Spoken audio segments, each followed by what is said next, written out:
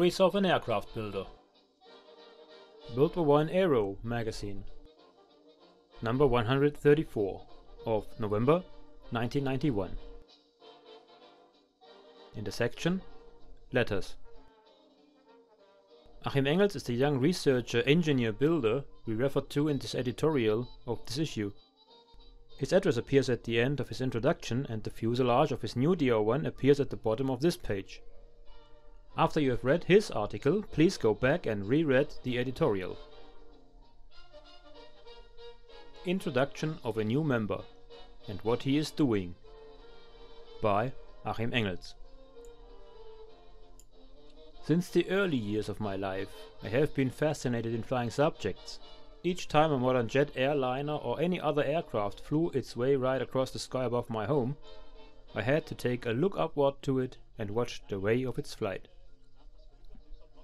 I do not remember a day in my life in which I didn't think about aircraft. Aircraft of the future and aircraft of the past. They were my first love and they will be my last. I dreamt of sitting in an aeroplane and being free like a bird. Now I realize that old dream. I am building up a reproduction of the famous single-seat fighter triplane built by Fokker in 1917. As long as I can remember, I was a builder of model aircraft kits, and my room is fitted up with such items. It happened in the 80s as I read an issue, number 5, of Aero, a German magazine called Das Illustrierte Sammelwerk der Luftfahrt, or the Illustrated Collection of Aviation. An article about a fighter airplane of the First World War. It was the Fokker DR1. For hours I stared at the three side views and the cutaway drawings, and I read the text, as there was a history of construction or how the fighter was used in combat. And then the decision was made. I planned to construct the radio-controlled model of that triplane. But the model I planned to build should have to be similar to the one flown in 1917 and after. At first I used the information printed in Aero. As soon as I needed details of the aircraft structure, I noted that the drawings in the magazine were not quite enough, so the next problem was drawings. I did not know how to get them. I started to search for sources of information. Many letters were written to museums and other archives. No one could be of help. At the same time, a friend of mine, inspired by my doing, was going to build a scale model of the Fokker D7. As he read in another magazine called Scale an advertisement of Aeromax scale documentation service, we decided to ask him to send us his catalogue, and when we studied it, we found some information about the required aircraft. After choosing some drawings, we had to wait about a week before we could start to draw our own plans. The first drawings made by myself are, of course, ill drawings. It wasn't astonishing, because I didn't hold authentic drawings in my archive. This was the reason why I started to research everything about the aircraft I was interested in reproducing. The way of research has been strongly hard for me, but I also had much fun and I liked the work. I learned that much has been written or drawn about the Fokker DR1, and that some of it could be thrown into the dustbin. Some other drawings seemed to be true, but if I compared it with photographs of the triplane, I had to overthink the whole again. Other drawings seemed to show how the triplane looked really, and I studied them carefully. My effort is to rebuild the Fokker DR1 how it looked in 1917.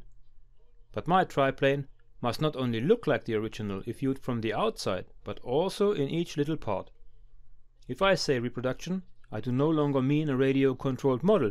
Now I speak about a one-to-one reproduction aircraft. As I decided to reproduce the Fokker DR1, I had much luck. Although the wings were very big, the triplane is one of the smallest aircraft built during the first big conflict. The construction of it is also very simple. The wings have only two spars, as in the majority of other wings, but placed absurdly close together. Each spar is of the box type in as much as it consists of spruce flanges top and bottom, with a web of 3-ply on each side. The top and bottom faces of these two spars are then united together with a sheet of 3-ply on top and bottom. Therefore, no internal wing bracing, as on other wings, is necessary to build up the DR1 wings. The airfoil is the same for all 3 wings and for the complete length of each one. The fuselage of the fighter is built up with a simple welded steel tube frame, the tailplane, elevator and rudder too. I knew, of course, that it would be complicated to turn the will into a fact, but I started to work. At first, the collected material had to be examined and plans had to be drawn.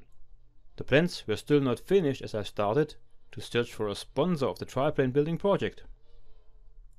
I'm not rich, and I never would have been able to begin the work if I hadn't had so much luck as I had, as I wrote letters to almost all museums in this region and asked each if it wanted to buy a reproduction of the famous Fokker DR1.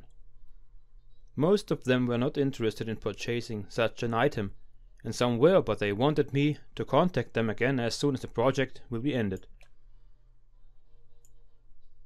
But how ever would I be able to finish the project if I did not have the money to start with? One day a museum answered that they were interested in a reproduction of the fighter and that they wanted to buy it. I wrote back and we met to talk. After my plans were examined by the museum's expert, and as soon as they gave the green light, the contract was made and I was given 1 year to finish the aircraft. This happened on 28th of September 1990. And there I stand now. A contract to do something I did not know the beans about was made, and time was running. I had to start. Since I had already built up original fuselages of the triplane 1/6 scale, I began the work on the big one with the wings. I have to smile if I think again how I started cutting out the ribs by using a sharp knife cutting around a self-made metal stencil. The lightning holes were cut out with a thread saw. In this way I formed the first 10 ribs. Now I know, of course, how to get the work done better, but I still have to learn much. The rib flanges, as well as the other rib parts, were cut out with a blade saw. It took about 4 months until all ribs were finished and varnished. Thousands of nails were necessary to build up the wing spars. And then the moment was there. The lower wing spar was finished and the ribs were pulled on the spar and tacked to it using the 3 angular parts of wood. The enthusiasm took more part of me than ever before. For sure, the wing wasn't completely finished yet, but to see how a wing of a famous aircraft grows up new was a great feeling. Now, all 3 wings are finished except for the linen fabric cover and the painting. The structure of my reproduction was reconstructed as the ideal of building an authentic reproduction of the fighter. In this way, the covering and the painting should be authentic too. Here I want to ask you to help me to finish the triplane correctly in this part. I need information on aircraft colors and markings. Is there someone out there who is able to tell me from where I can get original linen fabric and colors with the right ingredients too? Itwig notes will be helpful too. Photographs also are of great interest. Please send comments on my work to Achim Engels, Silberhalde 12, 7060 Schorndorf, Germany. Achim Engels, Silberhalde 12, 7060 Schorndorf, Germany.